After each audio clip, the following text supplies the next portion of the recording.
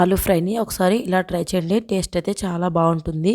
ముందుగా దీనికోసం ప్యాన్ అయితే పెట్టుకొని ఆయిల్ అయితే వేడి చేసుకోవాలి. ఆయిల్ వేడైన తర్వాత పోపు దినుసులు అయితే వేసుకోవాలి. అవి కాస్త వేగిన తర్వాత ఒక ఉల్లిపాయ అలాగే 2 మిర్చీలను కూడా వేసుకొని మంచిగా ఫ్రై అయితే చేసుకుందాం. ఇవి మంచిగా ఫ్రై అయిపోయిన తర్వాత హాఫ్ టీ స్పూన్ పసుపు, హాఫ్ టీ స్పూన్ అల్లం వెల్లిపాయ పేస్ట్ కూడా వేసుకొని మంచిగా మిక్స్ అయితే చేసుకోవాలి. ఆ తర్వాత కొత్తిమీర కూడా వేసుకొని మంచిగా కలుపుకోవాలి.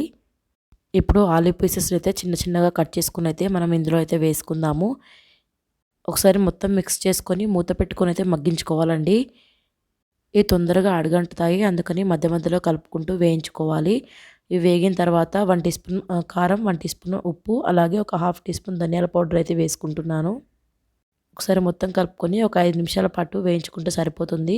5 మినిట్స్ తర్వాత చూడండి, మనకు ఆలు అయితే మంచిగా ఫ్రై అయిపోయింది. ఇది రైస్లోకైనా చపాతీలోకైనా చాలా బాగుంటుంది. ఒకసారి తప్పకుండా ట్రై చేయండి.